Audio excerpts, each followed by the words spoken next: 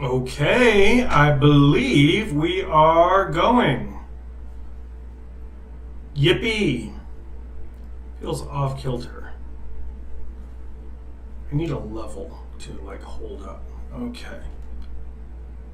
And I'm gonna try to fix this real quick. Are we better? That feels a lot more centered. Hello! I'm always doing that every week. I'm like, oh no. I plan this out beforehand. You're probably gonna be like, why doesn't he do that before the shot? Because I do, and then I start my broadcast and I'm like, no, I screwed up. Welcome to another week of 100 songs in 100 weeks. Okay. I have a lot to say. Let's just jump into it. So I wrote out what I want to say beforehand. And, sometimes I do that, sometimes I don't. I'm kind of glad I did because I realized, granted, Tom Waits is one of my favorite singers, but I had no idea how much I had to say about it until I kind of started writing it out. So this is probably better than me trying to find the right word for however long. Let's get into it. I got into Tom Waits way later in life than you might expect. I 22, 23 years old. I feel like for a lot of the music I was listening to, I was searching for a sound that was like Tom Waits, and I didn't know it. Without mentioning any bands, that was there was a feel to music that I was looking for, and I realized later that a lot of those bands were just trying to sound like Tom Waits. When I finally did get into Tom Waits for the first time, it was like something just clicked. I think most people, when they discuss Tom Waits, they kind of just say, oh, he's weird. He's like a cool, weird guy. And don't really elaborate beyond that. What's great about Waits is that he blends these various aspects of Americana and Skid Row and working class struggle and sort of the story of our culture and how we got here into this cacophony that feels refreshingly familiar. Like he's made a home for everything you felt about life and the world that we live in, but never had the words to express. The pain of love and life is so exact, so perfectly articulated through his music, that it's confusing that his music is correctly described as weird, because usually weird means unfamiliar. This is why music was invented, to present the human experience in a way that we can internalize emotionally and connect with. And he's done it so well. And I feel like that's because there's a little Tom Waits in all of us. He comes out when we've had a few too many and we decide to stop at the liquor store on the way home. He comes out when we feel most alone, as if the rest of the world was an ocean away. He comes out when we don't know how to dance, but we dance anyway. He comes out when we start sobbing uncontrollably in public. He comes out when we're standing on the roof of a building, gazing out, and for just a split second, we realize the only thing stopping us from jumping off is ourselves. I was very poetic and I'm very proud of myself. Now we go on to the next bit. I've talked a bit about dreams I've had for my life with this project. When I hear some songs or artists or some albums, I think about what I could use the music for in my own life. And Tom Waits is no exception. Some of the dreams I've talked about couldn't possibly happen anymore. Others I'm working on as we speak. My dream for Tom Waits for years has been to do a musical review of some of my favorite songs of his. I want to create a theatrical experience that is as immersive and challenging as his music has been in my life. Here are just a few things I'd like to do. And these are like bullet points.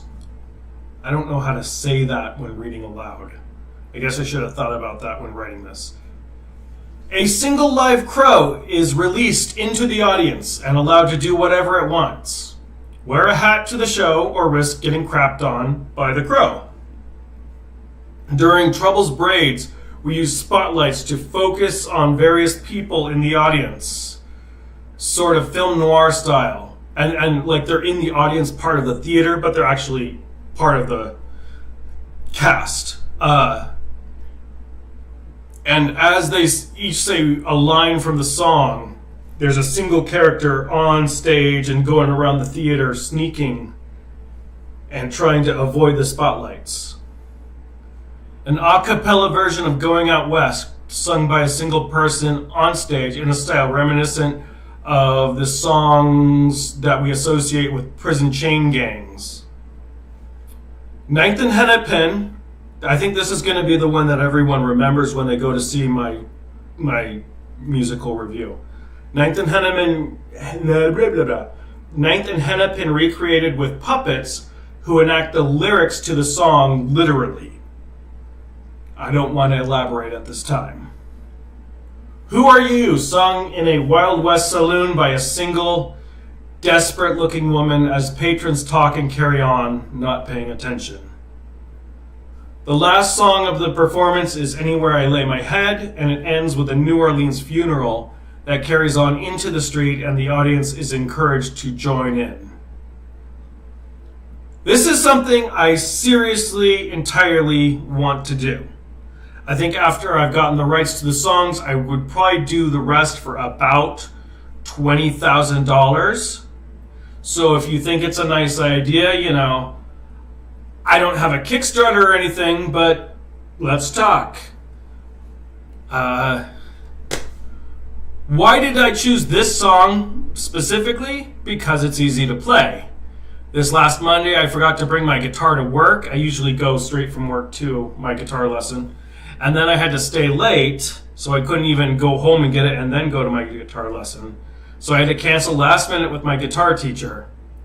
So I had to find something I could teach myself how to play right quick. When I hear this song, I picture a slick young man with a guitar in a honky-tonk, playing his heart out, and trying to figure out if he has what it takes to be the next big thing in the world of country western music. I was actually going to play a Tom Waits song at my friend Ken's house a couple of weeks ago, but I wasn't able to get it together. That would have been appropriate because Ken just had a Tom Waits cover night that he put on up in Chico. I'm insanely envious of all the people up in Chico who got to go to that. Or at least I would be, but while it was happening, I was actually giving Ken's girlfriend a ride to a Russian language radio station to do an interview. And I didn't even know that Sacramento had a Russian language radio station. How neat is that? And I haven't, the last time I was in anything that was even called a radio station was when I was in college and went to a college radio station to work.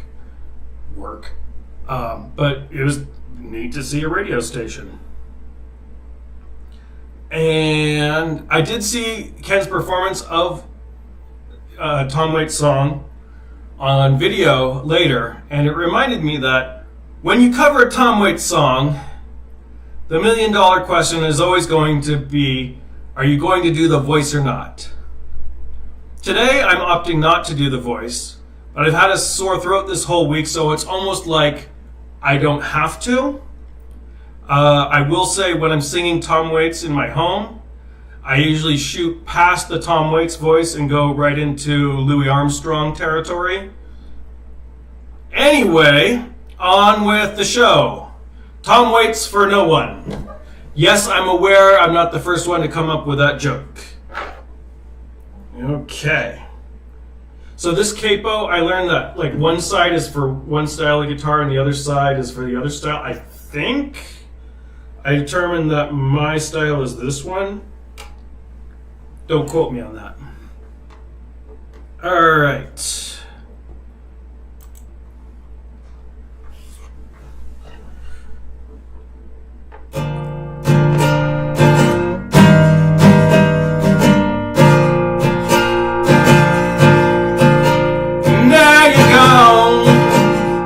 It's hotels and whiskey and sad luck dames, and I don't care if they miss me, I never remember their names. They say if you get far enough away, you'll be on your way back home. Well, I'm at the station and I can't remember, I can't get on the train. Must be blind love. Only kind of love is stone blind love. Blind love. Only kind of love is stone blind love.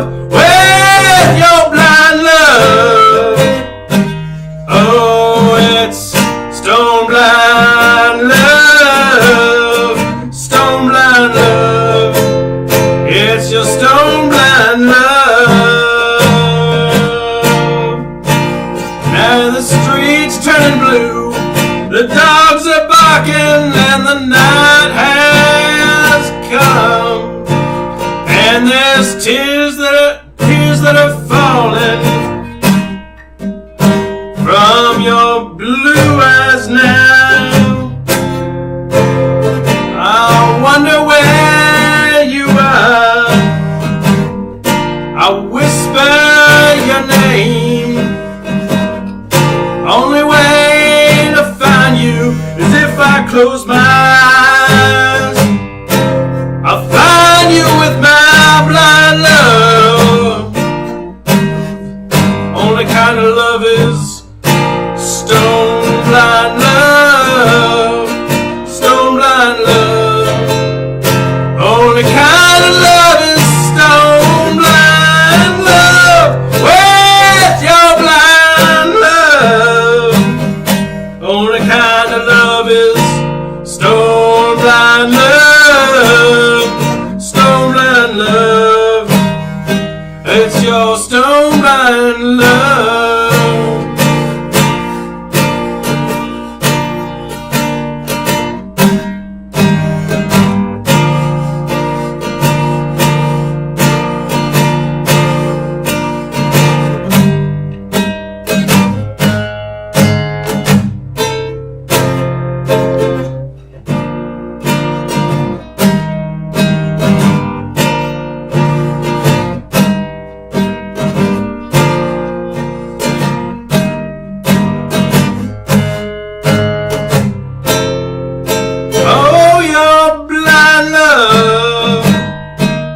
Only kind of love is stone blind love, stone blind love.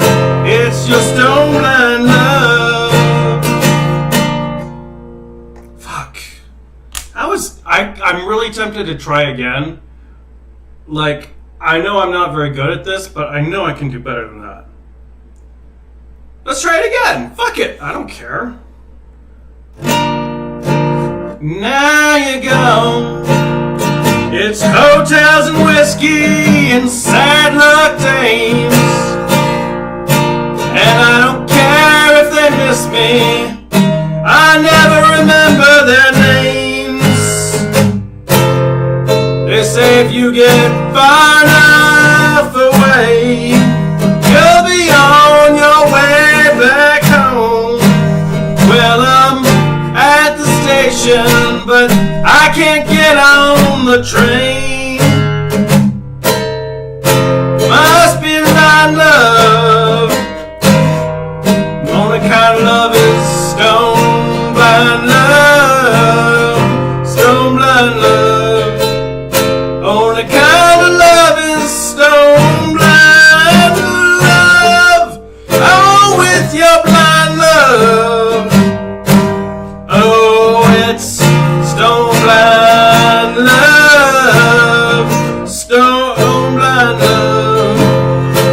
It's your stone blind love. Now the streets turning blue, the dogs are barking, and the night has come, and there's tears that are falling from your blue eyes now. I wonder where you are. Whisper your name. Only way to find you is if I close my eyes. Find you with my blind love. The only kind of love is stone blind love. Stone blind love. Only kind of love is stone blind love. With your blind love. Oh, it's blind love. Stone blind love. It's your stone blind love.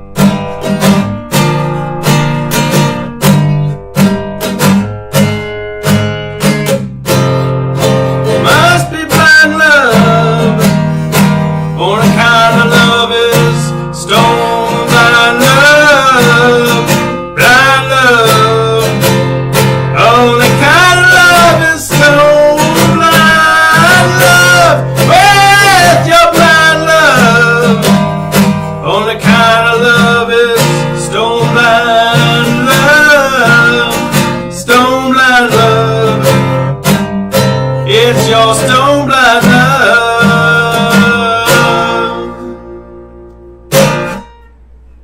Okay, better. That's what we're gonna do from now on. We're just gonna play every song twice until it gets good. This has gone from live stream performance to live stream practicing. I just burped a bit. That's kind of embarrassing. What are you gonna do? Alright. Anyway, yeah, for serious though, I do want to do that musical review. And I realize that you've seen me perform music for 37 songs and you think that I probably shouldn't be involved in a musical performance ever upon punishment by law. However, I will be taking a backseat in a purely directorial role where I find people who are more talented in music to do my dirty work for me. So I guarantee it will be every bit as amazing as what we've done here today and then some. So I don't know. I really want to do that. I really do. I don't really have much else to say in that regard, but I really do. Okay. I guess the only thing else that I even kind of want to say is just that I'm getting really burned out on this project, and hopefully, I'm kind of in this bad place where I don't want to give up on it, because then it's like, but I also, if I'm not having any fun, then why am I doing it? Man. Knowing when to give up is hard. This guy came to our school to be like a motivational speaker, and he was like talking about people climbing Everest and being like, and they never gave up. They kept on putting one foot in front of the other, and even when they went back, They made 2 steps forward and 1 step back, and they still kept on going, and eventually they made it to the top. And I think this is an encouraging thing. Any other metaphor would be good, because when you don't give up climbing Mount Everest, sometimes you make it to the top, and sometimes you die. And the next person who's never giving up is climbing over your corpse. Sometimes you gotta give up. Sometimes your family and friends say thank you for giving up, because we love you the same whether you climb Mount Everest or not. And that's what's most important in life. You gotta think like a puppy. Puppies know exactly what's most important. They love family and they love food. And so if you have family and you have food, I'm really talking about a lot of stuff today. Let's call it a day. I got stuff to do.